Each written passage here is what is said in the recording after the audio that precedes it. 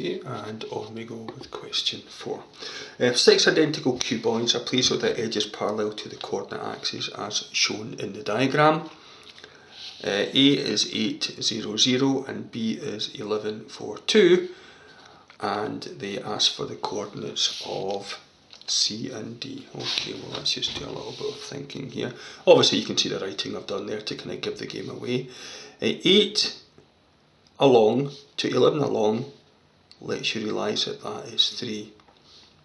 That's 4 back from there on the Y, so that gives you that dimension being 4, and with B being 2 up, then that gives you the height of each little cuboid. Okay, so state the coordinates of C. Well, where's C? Okay, it will be 8 add 3, that's going to give you 11, and then 3 lots of 4 back, 11, 12, back, yep, and up 6, so it's 11, 12, 6.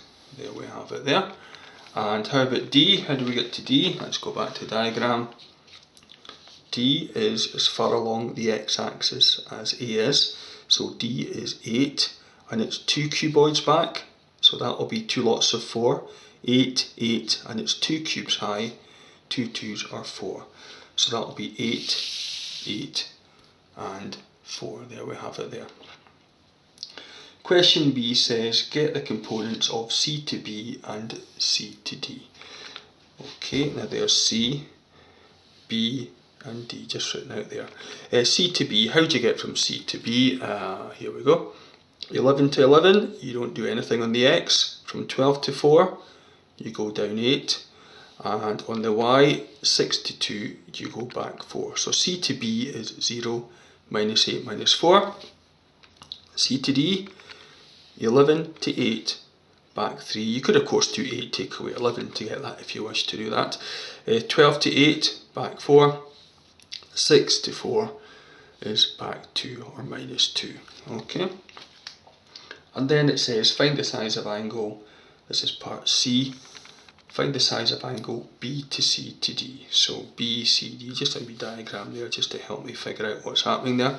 We call it theta till we know what it is. So we need to get the vector. Remember, the vectors have to be pulling away from that point there. So we need CB, which of course we got just there, and we need CD, which of course was what part B was all about. Okay, cos theta, you might have to look at your formula sheet if you've forgotten. CB dot CD over the size of CB times the size of CD. Okay, now let's just over here, did a little bit of working here. CB dot CD, how do you do that? Well, I'll just go back up here. You do nothing times minus 3, add minus 8 times minus 4, add minus 4 times minus 2. So just back to the numbers. Nothing times minus 3, nothing. 4 8's 32, 4 2's 8, that gives you 40. So CB.CD for my calculations here is 40. How do you get the length of a vector? You square each term, add them and root them. Square it, 3 minus 4 minus 3, you square them and you add them and you root them. So CB, the length of CB is the square root of nothing squared, add minus 8 squared, add minus 4 squared, gives you root 80. CD is the square root of minus 3 squared plus minus 4 squared plus minus 2 squared, and that is going to give you root 29. Okay, so back to the main part of my working here. So we have the 40 over the root 80 times root 29.